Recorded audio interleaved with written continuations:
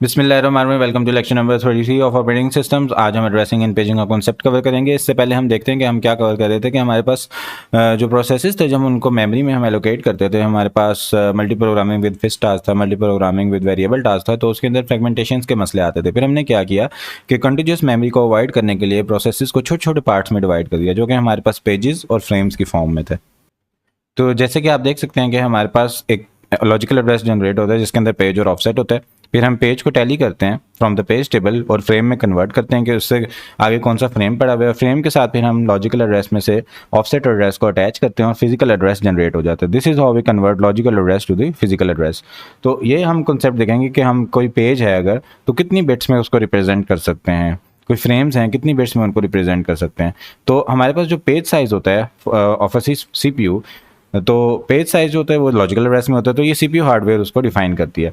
तो हमारे पास जो लॉजिकल एड्रेस होते हैं, अगर लॉजिकल एड्रेस का साइज 2m है तो और पेज साइज का है 2n, तो अगर लॉजिकल एड्रेस हमारा ये कंप्लीट है, ठीक है, और ये है 2m, तो पेज साइज हैं हमारे अगर 2n, तो हम क्या करेंगे, टोटल साइज को पेज साइज से डिवाइड कर देंगे तो हमारे पास नंबर ऑफ पेजेस आ जाएंगे, जो कि हमारे पास आएंगे 2m-n के इक्वल, क्योंकि n है ऊपर जाके माइनस हो जाएगा। और फिर हमारे पास जब हम पावर्स को आपस में ऐड करेंगे तो 2m-n हमारे पास नंबर ऑफ पेजेस आ जाएंगे।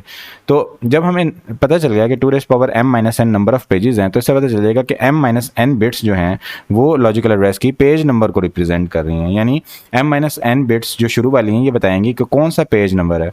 और उसके अलावा जो बाकी बिट्स बच जाती हैं, जो कि हम टोटल m थी उसमें से हमने n माइनस कर दिया, तो बाकी n बिट्स बच जाती हैं। जो बाकी की n बिट्स होती हैं वो हमें ऑफसेट बताती हैं ऑफ दैट पेज। तो लॉजिकल एड्रेस में हमारे पास टोटल m बिट्स होती हैं, जिनमें से m-n बिट्स हमें पेज का बता रही होती हैं और बाकी जो n बिट्स होती हैं वो हमें ऑफसेट का बता रही होती हैं, अगर हमारा पेज का साइज n के इक्वल है। अच्छा, अब हम देखते हैं एक एग्जाम्पल। इस एग्जाम्पल को हम थोड़ा डिटेल में समझेंगे और उसके बाद जो बाकी एग्जाम्पल्स आएंगी वो हम थोड़ा क्विकली करेंगे, क्योंकि ये एग्जाम्पल इंपॉर्टेंट है एग्जाम पॉइंट ऑफ व्यू से, और इसको डिटेल में समझने से बाकी खुद ब खुद हो जाएंगी। अगर हमारे पास लॉजिकल एड्रेस स्पेस है 16 पेजेस की, तो अब हमने देखना है कि 16 पेजेस को हम कितनी बिट्स में रिप्रेजेंट कर सकते हैं। तो इसके लिए हम क्या करेंगे कि हम 16 का लॉग लेंगे। 16 का लॉग लेने से हमें पता चलेगा कि 16 को हम कितनी बिट्स से रिप्रेजेंट कर सकते हैं, 16 पेजेस को। तो जब हम लॉग लेंगे 16 का, तो लॉग लेने के लिए हम क्या देखते हैं कि 2 की कितनी पावर से पर 16 आता है, या फिर हम कैलकुलेटर से भी लॉग ले सकते हैं। तो अगर हम देखें 2⁴ इज इक्वल टू 16, तो इसका मतलब कि लॉग ऑफ 16 4 के इक्वल होगा, क्योंकि 2 की पावर 4 करते हैं तो 16 आता है, और जो लॉग होता है वो उल्टा है 2 की पावर से, तो हमारे पास 4 आएगा।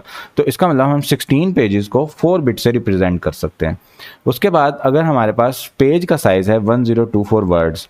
अच्छा, अब हमारे पास जो बाइट होता है, बाइट का डबल जो कर रहे हैं, अगर बाइट को 2 से मल्टीप्लाई करें तो हमारे पास एक वर्ड बन जाता है। तो 1024 वर्ड्स का मतलब है कि हमारे पास 2048 यहाँ पर बिट्स होंगी। तो अब हम क्या करेंगे, 2048 का लॉग लेंगे।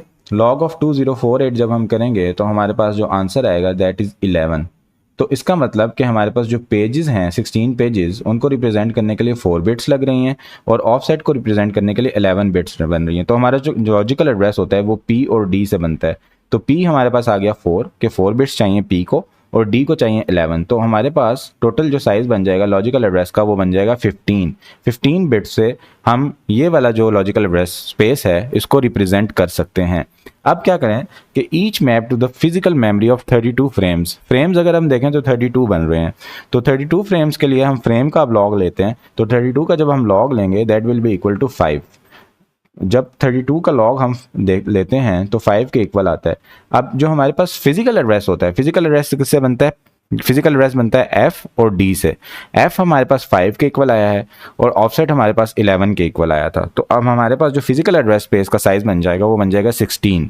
तो यहाँ पे हमने देखा कि कैसे अगर हमारे पास number of bits for P available हैं 16, जब हम उसका लॉग लेते हैं 4 के इक्वल आता है। अच्छा, जब हमने लॉग लेना है तो डेसिमल में भी वैल्यू आ सकती है। तो हम क्या करेंगे कि अपर साइड की वैल्यू लेंगे, क्योंकि आप पेजेस को नीचे अगर फॉर एग्जांपल डेसिमल में वैल्यू आ रही है तो उससे नीचे की तरफ अगर राउंड ऑफ करेंगे तो उतनी बिट्स में तो हम उनको रिप्रेजेंट नहीं कर सकते, इसलिए to be on safer side हम अपर साइड पे उसको राउंड ऑफ करते हैं।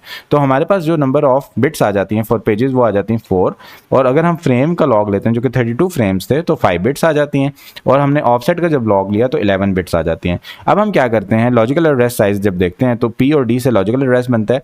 ये जो हमारे पास बता रहा है, जो साइन है ये बता रहा है डिस्टेंस ऑफ P या फिर number of bits in which P is represented. तो यहाँ पर हमारे पास 4 आ जाएगा और ये 11 आ जाएगा, this will be equal to 15। इस तरह फिजिकल एड्रेस साइज जो हमारे पास F और D से फिजिकल एड्रेस स्पेस बनती है, तो F हमारे पास 5 आया था यहाँ पर और ऑफसेट हमारे पास 11 आया, तो ये 16 बिट्स के इक्वल आ गया। तो यहाँ पर हमने कैलकुलेट कर लिया कि अगर हमारे पास नंबर ऑफ पेजेस गिवन हो, नंबर ऑफ फ्रेम्स गिवन हो और हमारे पास जो पेज है उसका एड्रेस का साइज़ गिवन हो कि पेज का साइज़ कितना है, तो हम लॉजिकल एड्रेस और फिजिकल एड्रेस के बिट्स को कैलकुलेट कर सकते हैं कि उनको कितनी बिट्स में हमें रिप्रेजेंट करना पड़ेगा, यानी उसका साइज़ हम निकाल सकते हैं, एड्रेस का साइज़। अच्छा, अब यहाँ पर हमारे पास नेक्स्ट जो कॉन्सेप्ट है that is about page table size, कि अभी तो हमने एड्रेस का साइज़ देखा, अगर हमने पेज टेबल का साइज़ कैलकुलेट करना हो तो वो हम कैसे करते हैं। तो पेज टेबल का साइज़ कैलकुलेट करने के लिए हम देखते हैं कि फॉर एग्जांपल ये टेबल है, इसका कितना साइज़ है। अगर मैंने ये देखना है तो मैं देखूंगा इसके अंदर एंट्रीज़ कितनी है। फॉर एग्जांपल इसके अंदर 10 एंट्रीज़ हैं और हर एंट्री का साइज़ कितना है। फॉर एग्जांपल हर एंट्री का जो साइज़ है वो 5 बिट्स है। तो मैं क्या करूँगा कि नंबर ऑफ एंट्रीज़ को ईच एंट्री के साइज से मल्टीप्लाई कर दूंगा, यानी 10 मल्टीप्लाई बाय 5 करूंगा तो मेरे पास इस पूरे टेबल का साइज आ जाएगा। तो यही फॉर्मूला है यहाँ पर कि हम NP मल्टीप्लाई बाय PTES करते हैं, जहाँ पे NP होता है नंबर ऑफ पेजेस और PTES होता है पेज टेबल एंट्री साइज, यानी एक एंट्री का साइज कितना है। और नॉर्मली जो हमारे पास एक एंट्री का साइज होता है वो F के साइज के इक्वल होता है, क्योंकि देखें पेज टेबल के अंदर जो एंट्रीज पड़ी हुई हैं वो बेसिकली फ्रेम को बता रही होती हैं। जो पेज टेबल होता है हम उससे P के से इंडेक्स करते हैं और देखते हैं उसके आगे F कौन सा पड़ा हुआ है, तो जो F जितनी बिट से रिप्रेजेंट हो रहा होगा उतना ही हम बोलेंगे कि पेज टेबल की एंट्री है। तो यहाँ पर हमारे पास जो F था that was represented with 5 bits, और जो हमारे पास पेज टेबल का साइज था, पेज टेबल का साइज बताता है कि कितने पेजेस हैं टोटल, तो 16 टोटल पेजेस थे। जब हम 16 को 5 से मल्टीप्लाई करेंगे तो हमारे पास पेज टेबल का साइज आ जाएगा। This is so simple. और अगर हम बाइट साइज रिज्यूम करते हैं, अगर हम 5 बिट्स के बजाय बाइट साइज लेंगे assuming a byte size table entry, तो हमें 16 को 8 से मल्टीप्लाई करना पड़ेगा, यानी क्योंकि एक बाइट के अंदर 8 बिट्स होती हैं। तो हम क्या करेंगे, 5 से मल्टीप्लाई करने के बाद बजाय 8 से ईच एंट्री को अगर हम एक बाइट का ले लेते हैं, एक 8 बिट्स का ले लेते हैं, तो हमारे पास ये पेज टेबल साइज बन जाएगा। क्योंकि जो मेमोरी होती है उसके अंदर तो बाइट्स होती हैं या वर्ड्स होते हैं, उसके अंदर 5 बिट्स वाला कॉन्सेप्ट नहीं होता। उसके बाद अगर हम पेजिंग को देखें, इंटेल P4 नेक्स्ट एग्जांपल आती है, इसके अंदर हमारे पास 32 बिट का लीनियर एड्रेस है। 32 बिट का लीनियर एड्रेस यहाँ पे जो M, तो जो हमने शुरू में देखा था M हमारे पास 32 के इक्वल आ गया, तो जो हमारे पास टोटल एड्रेस बनेगा वो बनेगा 2⁻m, यानी 2⁻32 टोटल साइज बन जाएगा एड्रेस का। तो टोटल हमारे पास जो लॉजिकल एड्रेस है, जो लीनियर एड्रेस है, वो 2⁻32 का बन रहा है। अब हमारे पास पेज का साइज आ गया 4K, तो यानी 2 जो n है हमारे पास, जो हमने शुरू में देखा था, वो 4K के इक्वल आ गया। तो अब हमने कैलकुलेट करना है नंबर ऑफ पेजेस, यानी कितने पेजेस में रिप्रेजेंट हो सकते हैं। तो हमने ऊपर देखा था कि नंबर ऑफ पेजेस को हम क्या करते हैं, 2m की जो वैल्यू होती है उसको डिवाइड कर देते हैं 2n की वैल्यू से, यानी जो टोटल एड्रेस होता है उसको पेज के साइज से डिवाइड करते हैं, तो हमारे पास नंबर ऑफ पेजेस आ जाते हैं। अब यहाँ पर भी हमने यही करना है, हमारे पास 2⁻32 को अगर हम पेज के साइज से डिवाइड करेंगे, यानी 4K से डिवाइड करेंगे, तो हमारे पास ये वैल्यू जो होगी ये होगी नंबर ऑफ पेजेस के, इतने नंबर ऑफ पेजेस इस एड्रेस स्पेस के अंदर आ सकते हैं। अब हमारे पास जो ऑफसेट है, ऑफसेट जो होगा वो पेज साइज के इक्वल होगा, क्योंकि देखें एक पेज है, ऑफसेट किस लिए होता है कि एक पेज का पहले मैं बेस लेता हूँ कि जो किस फ्रेम में पड़ा हुआ है, ठीक है, और उसके बाद मैं देखता हूँ कि मैंने कितना आगे उसके अंदर से रीड करना है। तो मैक्सिमम मैं कितना आगे रीड कर सकता हूँ, एंड से ही रीड कर सकता हूँ ना, तो मेरा जो मैक्सिमम ऑफसेट होता है वो पेज साइज के इक्वल होता है। तो हम क्या करेंगे, 4K का जब लॉग लेंगे वो 12 के इक्वल आएगा, यानी जो ऑफसेट है वो 12 बिट से रिप्रेजेंट हो सकता है। और जो P है उसको रिप्रेजेंट करने के लिए क्या होगा कि हम ऑफसेट की बिट्स माइनस कर देंगे टोटल में से, इस तरह से भी हम कर सकते हैं, या फिर हम नंबर ऑफ पेजेस का लॉग, इसका लॉग भी ले सकते हैं, तब भी हमें पता चल जाएगा कितनी बिट से हमने रिप्रेजेंट करना है। या फिर हम ऐसे भी कर सकते हैं कि हमारे पास जो टोटल बिट्स थी उसके अंदर से हम ऑफसेट को माइनस कर दें, जो ऑफसेट की बिट्स हैं, ठीक है, तो हमारे पास m-n पेज की बिट्स आ जाएंगी जो कि इक्वल होंगी 20 के। तो 20 बिट्स हमारे पास P की आ गई हैं और 12 बिट्स हमारे पास ऑफसेट की आ गई हैं, जिससे हमारे पास टोटल 32 का जो एड्रेस स्पेस गिवन था, 32 बिट लीनियर एड्रेस, वो कंप्लीट हो जाता है। तो इस तरह से वेरियस कैलकुलेशंस हम डिफरेंट एंगल से, एक तरफ से कान पकड़ सकते हैं या दूसरी तरफ से कान पकड़ सकते हैं। तो अब हमारे पास जो नेक्स्ट एग्जाम्पल है इसको देखते हैं। हमारे पास 16 बिट का लॉजिकल एड्रेस है, यानी हमारे पास जो M की वैल्यू है यहाँ पर वो 16 है, तो 2⁻16 का हमारा टोटल एड्रेस साइज बन रहा है, 8K पेज साइज है। इसी तरह हम इसको 8K से डिवाइड डिवाइड करेंगे तो हमारे पास नंबर ऑफ पेजेस आ जाएंगे। अब हमारे पास जो ऑफसेट है उसके लिए हम क्या करेंगे, पेज साइज का लॉग ले लेंगे। तो लॉग लिया हमने पेज साइज का 13 के इक्वल आ गया, कैलकुलेटर से आप लॉग ले सकते हैं। तो 13 बिट्स आ गए हमारे पास ऑफसेट के लिए। इसी तरह पेज के लिए हमने निकालनी है तो हम क्या करेंगे, m-n, यानी हमारे पास टोटल बिट्स थी 16, उसमें से हमने 13 को माइनस की जो कि हमारे पास ऑफसेट की हैं, तो 3 बिट्स जो हैं वो हमारे पास पेजेस की आ गई। और अगर आप यहाँ से लॉग ले लें तब भी आ जाएगा कि अगर आप log 8 करें, इसको कैलकुलेट करने के बजाय log ऑफ 8 लेंगे तो तब भी हमारे पास क्या होगा, 2 के इक्वल ही आएगा। तो आप इस तरह से भी लॉग लेके भी कैलकुलेट कर सकते हैं और इस तरह से भी कैलकुलेट कर सकते हैं। अब एक और एग्जांपल है हमारे पास कि लॉजिकल एड्रेस हमारे पास है 32 बिट का, यानी टोटल जो हमारे पास साइज बन रहा है वो 2^32 बन रहा है, और जो प्रोसेस की एड्रेस स्पेस है दैट इज 2^32 बाइट। तो ये तो हम पता है कि एड्रेस स्पेस इतनी है, ठीक है, ये तो हम पता है कि हम उसकी पावर ले लेते हैं तो एड्रेस स्पेस आ जाती है। मेन मेमोरी जो इन्होंने बता दी है साथ में वो है 512 MB। मेन मेमोरी क्यों बताई है कि मेन मेमोरी पे डिपेंड करता है कि हमारे पास फ्रेम्स कितने होंगे, क्योंकि जो हमारे फ्रेम्स होते हैं वो मेन मेमोरी में होते हैं, फिजिकल मेमोरी में होते हैं। अब पेज साइज आ गया 4 के। अब नंबर ऑफ पेजेस अगर हमने देखना है तो 2^30 को पेज साइज 2^32 को पेज साइज से डिवाइड करेंगे तो हमारे पास नंबर ऑफ पेजेस आ जाएंगे। यहाँ पर हमारे पास 1m पेज साइज बन रहा है, नंबर ऑफ पेजेस बन रहे हैं। अब हम क्या करेंगे, ऑफसेट निकालने के लिए पेज साइज का लॉग लेंगे तो हमारे पास जो ऑफसेट आ गया 12 बिट्स का आ गया। अब पेज इसी तरह हम करेंगे 32, यानी टोटल जो हमारे पास एड्रेस था उसमें से ऑफसेट को माइनस कर देंगे तो हमारे पास 20 बिट्स आ जाएंगी पेज के लिए। अब हमने नंबर ऑफ फ्रेम्स देखने हैं। नंबर ऑफ फ्रेम्स के लिए हम क्या करेंगे, जो हमारे पास टोटल मेन मेमोरी है उसको हम डिवाइड कर देंगे ऑफसेट से, पेज के साइज से या फ्रेम के साइज से।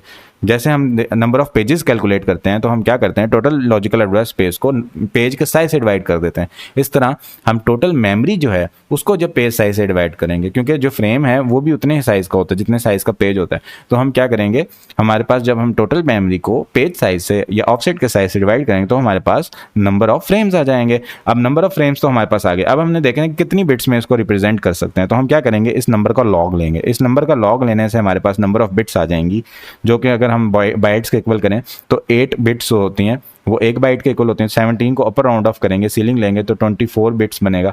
तो 24 बिट्स जो हैं वो 4 बाइट्स के इक्वल होती हैं, ठीक है।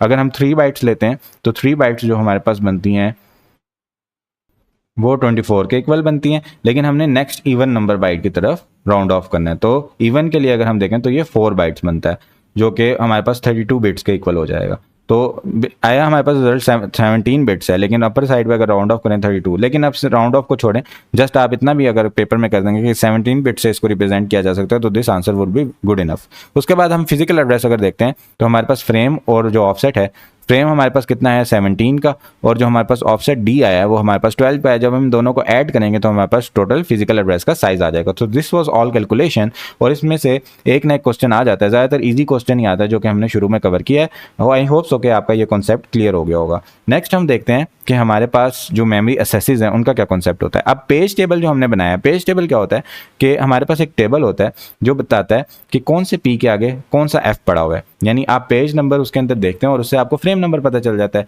तो पेज टेबल का मसला क्या आता है कि अब हमारे पास जो फ्रेम है ना वो पड़े हुए हैं मेन मेमोरी के अंदर, ठीक है, और हमारे पास जो प्रोसेसर है वो तमाम कंप्यूटेशन कर रहा है, तमाम प्रोसेसिंग कर रहा है। तो प्रोसेसर क्या करता है कि बहुत ज़्यादा फास्ट होता है, उसकी साइकिल्स बहुत तेज़ होती हैं, जबकि जब उसने कोई चीज़ रीड करनी हो ना, उसने इनपुट आउटपुट करना हो या मेमोरी एक्सेस करनी हो, वो उसको बहुत स्लो लगती हैं क्योंकि खुद वो बहुत तेज़ होता है। तो अब क्या होता है कि हमारे पास जो मेमोरी में कोई डाटा पड़ा होता है तो प्रोसेस ने वो रीड करना होता है, तो उसको एक मेमोरी असेस टाइम लगता है, हम उसको कह देते हैं TMEM, कि एक मेमोरी असेस टाइम लगा प्रोसेसर को, ठीक है, कोई भी चीज़ असेस करने के लिए। अब यहाँ पर जब पेजिंग का कॉन्सेप्ट था तो पेजिंग में उसको क्या करना पड़ रहा है, मेमोरी असेस के साथ साथ पेज भी देखना पड़ता है, फ्रेम देखना पड़ता है कि कौन उस पेज के आगे कहाँ फ्रेम पड़ा हुआ है। तो अब क्या होगा कि हमारे पास अगर पेजेस मेमोरी में पड़े हुए होंगे, ठीक है, तो उसका जो टाइम लगेगा वो बन जाएगा 2 × T-MEM, यानी पहले वो रीड करेगा कि पेज टेबल रीड करेगा पहले टाइम पे, तो T मेमोरी बन जाएगा, टाइम बन जाएगा मेमोरी असेस के इक्वल, और जब उसने पेज रीड किया उसको पता चल गया कौन से फ्रेम में डाटा है, तो अब वो डाटा रीड करेगा तो एक और बार उसको T-MEM लगेगा, तो टोटल उसका बन जाएगा T-MEM, ठीक है, 2 T-MEM। तो अब क्या हम करते हैं कि हम बजाय मेमोरी में रखने के, क्योंकि मेमोरी में देखें अब टाइम लग रहा है काफ़ी ज़्यादा पेजेस को असेस करने के लिए, पहले मतलब मेमोरी को भी असेस करो, मेमोरी से जो डाटा लेना है वो भी लो, और वो डाटा लेने के लिए पेज टेबल को भी असेस करो। तो हम क्या करते हैं कि वहाँ रखने के बजाय हम पेजेस को सीपीयू के अंदर रख देते हैं, रजिस्टर्स के अंदर, क्योंकि रजिस्टर तो सीपीयू के अंदर है। तो हमारे पास ये जो 2 से मल्टीप्लाई हो रहा था, ये चीज़ बच जाती है। सिर्फ जो मेमोरी असेस टाइम होता है, सिर्फ यही लगता है कि पेज उसको यहाँ से उसने रीड कर लिया, सीपीयू ने अपने अंदर से ही रीड कर लिया, कौन सा फ्रेम पकड़ना है, और जाके उस फ्रेम को उठा लिया। तो एक ही सिंगल टाइम लगेगा उसको। लेकिन रजिस्टर्स जो होते हैं वो बहुत महंगे होते हैं और कम क्वांटिटी में होते हैं, और उनकी जो स्पेस होती है वो भी इतनी ज़्यादा नहीं होती। तो उसके अंदर ये लिमिटेशन आ जाती है कि अगर तुम्हारा पेज टेबल बहुत छोटा है और पेजेस के साइज़ बड़े बड़े हैं, अगर पेजेस के साइज़ बड़े होंगे और प्रोसेस की जो एड्रेस स्पेस है वो छोटी होगी, तो इस टेबल हमारा छोटा बनेगा, क्योंकि जितना बड़ा हम साइज़ कर देंगे पेज का उतने कम पेज बनेंगे, और जितने कम पेज होंगे ओवरऑल प्रोसेस एड्रेस स्पेस भी छोटी होगी, तो छोटा सा टेबल बनेगा और वो हम रजिस्टर के अंदर रख देंगे। अच्छा, अब नेक्स्ट रजिस्टर और मेमोरी के अलावा अब कॉन्सेप्ट आता है कि अब देखें हमने पेजेस फिर भी तो रखने हैं ना, हम ये तो नहीं कि अब इसकी वजह से पेजिंग का कॉन्सेप्ट ही हम सारा ख़राब कर दें, बस अब आपको कि रजिस्टर के अंदर आपने तमाम वैल्यूज़ रखनी है, छोटे छोटे पेज टेबल बनाते रहो। नहीं, हम तो इससे इत्तेफाक नहीं करते। तो हम क्या करते हैं कि बीच में एक दुकान खोल लेते हैं अपनी, ठीक है, इसको बोलते हैं हम कैशे। अब हम क्या करते हैं कि हमारे पास जो पेज टेबल होता है उसको हम कैशे में रख देते हैं। जब हम पेज टेबल को कैशे में रखते हैं तो अब हमारे पास वो जो टाइम लग रहा था TMM वाला, वो टाइम नहीं लगता, वो टाइम तो बहुत ज़्यादा था। यहाँ पर हमारे पास एक कम टाइम लगता है, जिसको हम बोल सकते हैं T ऑफ TLB, यानी T ऑफ TLB भी बोल सकते हैं या T ऑफ कैशे भी बोल सकते हैं, कि कैशे को असेस करने में कितना टाइम लग रहा है। तो अब हमने जो भी रीड करना है, हम क्या करेंगे कि प्रोसेसर जो होगा किसी भी प्रोसेस का पेज लेके आएगा, यहाँ पर देखेगा कौन से फ्रेम में पड़ा हुआ है और उस फ्रेम से जाके उठा लेगा। जब उस फ्रेम से उठाएगा तो टोटल हमारे पास जो टाइम लगेगा ये लगेगा T of cache plus T of ma'am. इतना टाइम हमारे पास टोटल लगेगा। किसी भी पेज को उसने पहले उसका फ्रेम देखा कैशे में से, और फिर उसके बाद उसको मेमोरी असेस कर ली, जो भी डाटा रीड कर लिया। अच्छा, अब ये तो तब होगा कि अगर फॉर एग्जांपल हमने जो पेज असेस करना था वो हमने कैशे में रख दिया है। अगर हमने जो पेज असेस करना था वो हमने कैशे में नहीं रखा, यानी पेज तो हमने रखा हुआ है कैशे में, लेकिन अभी जिसकी ज़रूरत पड़ी है वो कैशे में है ही नहीं। तो अब हम क्या करते हैं कि प्रोसेस जो होगा पहले रीड करेगा यहाँ से जब रीड करेगा उसको पता चलेगा कि जो टेबल पड़ा हुआ है उसके अंदर तो वो पेज है ही नहीं, वो फ्रेम तो है ही नहीं जो मुझे चाहिए। फिर एक रीड तो उसका ये हो गया, ठीक है, जो कि हमारे पास T ऑफ कैशे आ गया। उसके बाद उसके अंदर हम ऐड करेंगे कि अब वो यहाँ पे जाएगा, यहाँ पे जाके देखेगा कि वो टेबल यहाँ पर पड़ा हुआ है जो उसको चाहिए, जी यहाँ पे पड़ा हुआ है। तो अब इसके अंदर एक मेमोरी असेस ऐड हो गई। यहाँ पर तो पड़ा ही होगा, जाहिर बात है। जब यहाँ से वो टेबल को असेस करेगा, फ्रेम पकड़ेगा और उस फ्रेम को रीड करेगा। अब उस फ्रेम को रीड करने के अंदर हमारे पास एक और टाइम ऑफ मेमोरी लगेगा, तो इसके अंदर अब प्लस कर देते हैं। तो हमारे पास जब हमें पेज टेबल कैशे में मिल जाता है उसको हम बोलते हैं कि ये हमारे पास हिट हो गया, कैशे हिट। अब इस कॉन्सेप्ट को हम बुक से देखते हैं। तो सबसे पहले हम देखते हैं कि हमारे पास पेज टेबल की इंप्लीमेंटेशन किस किस तरह से हो सकती है। एक तो CPU में हो सकती है, दूसरा हमारे पास मेन मेमोरी में हो सकती है, और तीसरा हमारे पास TLB यानी कैशे में हो सकती है। तो CPU में जब हम करते हैं कि तो हमारे पास क्या होता है, स्मॉल प्रोसेस एड्रेस स्पेस है अगर और लार्ज पेज साइज़ है, जैसे कि मैंने पहले एक्सप्लेन किया, तो उसके पास एडवांटेज होता है क्योंकि छोटा सा पेज टेबल बनता है, effective access memory access time बन जाता है about the same as the memory access time. यानी जो हमारे पास इफेक्टिव मेमोरी असेस टाइम बनेगा, टोटल जो असल में मेमोरी असेस टाइम बनेगा वो मेमोरी असेस टाइम के इक्वल ही हो जाएगा, क्योंकि पेज टेबल असेस करने में बिल्कुल भी टाइम नहीं लगेगा। जो टोटल मेमोरी टाइम है वही लग के हम मेमोरी को रीड कर लेंगे। अगर हम मेन मेमोरी के अंदर अपना पेज टेबल रखते हैं, a page table register is needed two point two the page table. तो एक पेज टेबल रजिस्टर है जो पॉइंट करता है towards the page table. Register का तो मसला नहीं है, उसमें तो कोई टाइम नहीं लग रहा, लेकिन पेज टेबल को असेस करने के लिए हमारे पास जो टाइम लगेगा वो बन जाएगा T ऑफ मेम, क्योंकि वो मेमोरी में पड़ा हुआ है। और फिर जो हमने डाटा रीड करना था उसके लिए भी हमारे पास टाइम लगेगा T ऑफ मेम। तो टोटल हमारे पास जो टाइम बन जाएगा वो बन जाएगा 2T ऑफ मेम, यानी मेम का मतलब है मेमोरी को असेस करने में जितना टाइम लग रहा है। तो with page table in the main memory the effective memory access time T effective is 2T ma'am, जैसे कि अभी हमने देखा, विच इज़ नॉट एक्सेप्टेबल, जो कि एक्सेप्टेबल नहीं है, क्योंकि memory access time for example पहले जितना लग रहा था अब उससे डबल लग रहा है। तो पेजिंग तो फिर हमारे किसी काम की नहीं रही और स्लो डाउन हो जाएगी program execution bye a factor of 2। तो इसका कोई फ़ायदा नहीं हुआ, हमने तो उल्टा स्लो कर दिया काम। अब हमारे पास जो तीसरा कॉन्सेप्ट आता है that is cache transition look aside buffer. Look aside buffer के अंदर क्या होता है, solution to this problem is to use special small fast lookup buffer called transition look aside buffer which typically has 64 to 1024 entries. तो ये important MCQ है कि हमारे पास जो टीएलबी है उसके अंदर एंट्रीज कितनी होती हैं, 64 से लेकर 1024 तक। अब each entry is the key value होती है की is search for in parallel on a hit. जब कोई भी हिट होगा तो की सर्च की जाएगी एंड वैल्यू इज रिटर्न। ये की वैल्यू बेसिकली हमारे पास पेज और फ्रेम की वैल्यू होती है, वो तो हर पेज टेबल में होती है। The key value pair is P F for paging, यानी पेज और फ्रेम का टेबल बना होगा, पेज टेबल बना होगा, उसको भी की वैल्यू पेयर कह रहे हैं। For a logical address P D, अब हमारे पास एक लॉजिकल एड्रेस है जिसके अंदर पेज नंबर है और ऑफसेट है। TLB is search for P, TLB के अंदर P ढूंढा जाएगा और अगर एक एंट्री P से मिल जाती है तो उसका फ्रेम बता दिया जाएगा और इसको हम बोलेंगे हिट, कि हमारे पास हिट हो गया, कैशे हिट। यानी हमारे पास जो पेज हम ढूंढ रहे थे, जो फ्रेम हम ढूंढ रहे थे, वो हमें पेज टेबल जो कैशे में पड़ा होता है उसी से मिल गया, इसको हम बोलते हैं हिट। और अगर ऐसा नहीं होता तो हम उसको बोलते हैं मिस। तो if F is use to form the physical address, तो जो उस P के लिए हमें F मिलेगा उससे हम फिजिकल एड्रेस बना देंगे जो कि F और D से मिलता है। Is else page table in the main memory search, otherwise main memory में जो पेज टेबल है उसको सर्च किया जाएगा अगर वो कैशे में नहीं मिला, अगर हिट नहीं हुई। ये मैंने तमाम चीज़ें पहले एक्सप्लेन कर दी हैं।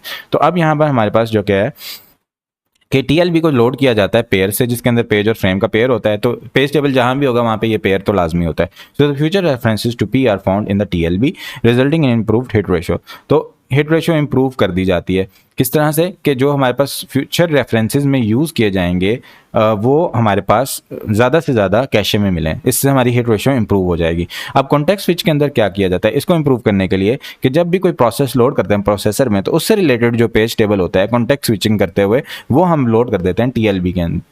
तो टीएलबी को फ्लैश कर दिया जाता है, यानी पुराना पेज टेबल उसके अंदर से डिलीट कर दिया जाता है and loaded with the values for the schedule process. जो अभी प्रोसेस रन हो रहा है उसकी वैल्यू वहाँ पर, उसका पेज टेबल वहाँ पर रन कर दिया जाता है। तो हार्डवेयर सपोर्ट यहाँ पे जो नीडेड होती है for the paging with the part of page table, वो क्या होगी कि सीपीयू को क्या करेगा, लॉजिकल एड्रेस जनरेट करेगा। लॉजिकल एड्रेस जो है वो कैशे में जाएगा टीएलबी में, वहाँ से फ्रेम नंबर निकालेगा। अगर तो हिट हो जाता है, फ्रेम नंबर मिल जाता है, तो यहीं से फ्रेम नंबर लेगा, साथ में ऑफसेट अटैच करेगा, फिजिकल एड्रेस जनरेट कर देगा। अगर ऐसा नहीं होता तो लॉजिकल एड्रेस जनरेट करने के बाद प्रोसेस पहले फ्रेम नंबर यहाँ ढूंढेगा, अगर नहीं मिलता, टीएलबी मिस हो जाती है, तो वो दोबारा इधर आएगा मेमोरी में जहाँ पे पेज टेबल पड़ा होगा, वहाँ से फ्रेम उठाएगा, उसको अटैच करेगा, फिर ऑफसेट साथ में मिलाएगा और फिजिकल एड्रेस जनरेट हो जाएगा। तो डबल काम करना पड़ जाता है जब हमारे पास मिस हो जाती है कि पहले हमें कैशे में भी चेक करना पड़ता है मिस हो गई है कि नहीं हुई, और उसके बाद हमें मेमोरी एसेस भी करनी पड़ती है पेज टेबल के लिए। अब परफॉर्मेंस ऑफ पेजिंग हम देखते हैं। अब परफॉर्मेंस ऑफ पेजिंग को देखने के लिए हम क्या करेंगे, performance measure is the effective memory access time. जो इफेक्टिव मेमोरी एसेस टाइम है वो देखेंगे with the part of the page table and TLB and the rest in the main memory. हम ये समझेंगे कि कुछ जो हमने चीज़ें असेस करनी है वो कैशे में पड़ी हुई है, क्योंकि कैशे भी एक मेमोरी लिमिट है, और बाकी चीज़ें हमारे पास मेन मेमोरी में पड़ी हुई हैं। अब जो इफेक्टिव असेस टाइम जो होगा हिट का, वो बनेगा T ma'am plus TLB. TLB किस लिए होगा कि हमने पेज जो असेस करना है, पेज टेबल जो असेस करना है, जो उसका फ्रेम नंबर ढूंढना है, वो होगा टीएलबी, और जो हमने डाटा रीड करना है वो मेम होगा। तो हिट हो जाता है तो ये हमारे पास बन जाता है टीएलबी प्लस मेम। और अगर मिस हो जाता है, मिस करने के लिए क्या होगा कि एक बार हम कैशे रीड करेंगे, अगर कैशे में हमें वो नहीं मिला, मिस हो गया, तो एक बार हम मेमोरी रीड करेंगे पेज टेबल के लिए और दोबारा मेमोरी रीड करेंगे अपना डाटा असेस करने के लिए। तो ये हमारे पास बन जाएगा 2t ma'am plus TLB. Hit के टाइम पे ये बनेगा और मिस के टाइम पे 2t मेम बन जाएगा, यानी एक मेमोरी असेस ऐड हो जाएगी। अगर हमारे पास HR हिट रेशो है, HR को बोल दिया हिट रेशो कि कितनी बार हिट होता है, और MR मिस रेशो कितनी बार मिस होता है, तो इफेक्टिव जो असेस टाइम होता है उसका जो फार्मूला बनता है वो ये बनता है कि हमारे पास जो हिट वाला टाइम है उसको हम हिट रेशो से डिवाइड कर, हिट रेशो से मल्टीप्लाई कर देते हैं, और हमारे पास जो मिस वाला टाइम बन रहा है उसको हम मिस रेशो से मल्टीप्लाई कर देते हैं। तो जब हम दोनों चीज़ों को ऐड करते हैं, हिट रेशो का मतलब है कि कितनी बार हिट हो रहा है और टाइम कितना लग रहा है उसको, और मिस रेशो का मतलब है कितनी बार मिस हो रहा है और मिस होने में कितना टाइम लग रहा है। इन टोटल टाइम को ऐड करके हमारे पास इफेक्टिव टाइम आ जाता है किसी भी पेजिंग के कॉन्सेप्ट का। तो अब हम एक एग्जांपल से इसको समझ लेते हैं कि हमारे पास ये एग्जांपल एग्जाम के लिए बहुत इंपॉर्टेंट है, इसको आपने ध्यान से समझना है। हमारे पास जो मेमोरी एक्सेस टाइम बन रहा है 100 नैनो सेकंड्स, और जो हमारे पास कैशे में जब हम पेज टेबल रीड करते हैं वो बनता है 20 नैनो सेकंड्स। अब हिट रेशियो का हमारे पास 80 है, 80% हिट रेशियो है। तो हम क्या करेंगे, टी मैम प्लस टीएलबी करेंगे तो हमारे पास बन जाएगा 100 प्लस 20, और उसको हिट रेशियो से मल्टीप्लाई कर देंगे जो कि 80% है। 80% का मतलब 80/100 विच इज 0.8। ये हमारे पास हो गया हिट। अब मिस को भी साथ ऐड करेंगे। अब 100 में से 0.8 माइनस करेंगे, या 1 में से 0.8 माइनस करेंगे, हमारे पास 0.2 आ जाएगा, या 100 में से 80 माइनस करेंगे 20 आ जाएगा विच इज़ 0.2, और हम जो हमारे पास कैशे वाला था उसका ऐड करेंगे और मेमोरी वाला 2 बार अब ऐड करेंगे, क्योंकि कैशे में हमें चीज़ नहीं मिली तो हमें मेमोरी में देखनी पड़ेगी। तो हमारे पास टोटल टाइम बन जाएगा 140 नैनो सेकेंड्स अगर हमारे पास 80% हिट रेशो है। इसका मतलब कि with the 80% chances of finding a page table entry, the effective memory access becomes 40% worse than the memory access time without paging। Paging के बगैर हमारा जो मेमोरी access टाइम क्या लग रहा था कि हमारे पास जो प्रोसेस था हमने उसको छोटे टुकड़ों में डिवाइड नहीं किया था, एक जगह पर मेमोरी में पड़ा हुआ था, तो हमारे पास उसको बस रीड करने के लिए 100 नैनो सेकेंड्स लगते थे। अब पेजिंग के साथ 140 लग रहे हैं अगर 80% हिट रेशियो, इसका मतलब 40% खराब हो गया काम हमारा, 40% वर्स पे चला गया। अच्छा, अब नेक्स्ट कॉन्सेप्ट है विच इज़ के एग्जाम्पल में 100 नैनो सेकेंड्स मेमोरी टाइम है, टीएल भी वही है, कैशे में 20 नैनो सेकेंड्स लग रहे हैं और हिट रेशियो 98% चली गई है, इतनी ज़्यादा हिट रेशियो है। तो अब हम क्या करेंगे 0.98 20 + 100 यानी मेमोरी और कैशे का टाइम ऐड कर देंगे, मेमोरी को टाइम को 2 से मल्टीप्लाई करेंगे, साथ में कैशे का टाइम ऐड करेंगे और 0.02 से मल्टीप्लाई करेंगे। 0.02 से किस लिए करेंगे कि 1 में से 0.98 माइनस कर देंगे तो हमारे पास ये रेशियो बन जाएगी, या 100 में से 98 माइनस करेंगे तो 2% बच जाएगा। तो हमारे पास जो टोटल टाइम आएगा वो आ जाएगा 122 nano seconds which is 22% worse than 100। जो 100 टाइम लग रहा था हमारा विदाउट पेजिंग उससे 22% वर्स बन गया। This means that with the small cache and a good hit ratio, यानी हमारे पास छोटा सा कैशे बनाया जिसके अंदर गुड हिट रेशियो है, 98% की हिट रेशियो काफ़ी अच्छी गुड रेशियो है, we can maintain most of the page table in the main memory and get much better performance than keeping the page table in the main memory and not using any cache. तो इससे हम क्या कर सकते हैं कि page table को हम टीएलबी के अंदर रख सकते हैं और परफॉर्मेंस को इंक्रीज़ कर सकते हैं, बजाय इसके कि हम पूरा का पूरा पेज टेबल जो है वो मेन मेमोरी में रखें और कैशे को यूज़ ही ना करें फॉर द पेजिंग। तो कैशे को यूज़ करने से और हिट रेशियो बढ़ाने से हमारा जो टाइम हुआ है 122 पे गया है, जो कि 22% ख़राब हुआ है from the time without paging. तो ये हम फिर भी पेजिंग क्यों इस्तेमाल करेंगे, तो हमारा टाइम ख़राब हो गया। वैसे हमारा टाइम 100 लग रहा था और पेजिंग के साथ इतनी अच्छी रेशो के साथ 122 लग रहा है, ये तो 22% ख़राब हुआ है, 22% वर्स गया है, फिर हम पेजिंग क्यों इस्तेमाल करें। तो पेजिंग हम इसलिए इस्तेमाल करते हैं कि हमारी मेमोरी ज़ाया ना हो, उसके अंदर जो हमारे पास इंटरनल फ्रेगमेंटेशंस एक्सटर्नल फ्रेगमेंटेशंस आ रही थी उसको अवॉइड करने के लिए हमने प्रोसेस को छोटे छोटे पार्ट में डिवाइड किया। तो अब मेमोरी अब हमने सही करनी है, मेमोरी को यूटिलाइज सही तरह से करना है, तो जाहिर बात है थोड़ा सा स्पीड पे कॉम्प्रोमाइज़ तो करना पड़ेगा। यहाँ पर हमारा लेक्चर एंड होता है। Thank you so much everyone for joining watching. अपनी दुआ में याद रखिएगा। Take care. अल्लाह हाफिज़।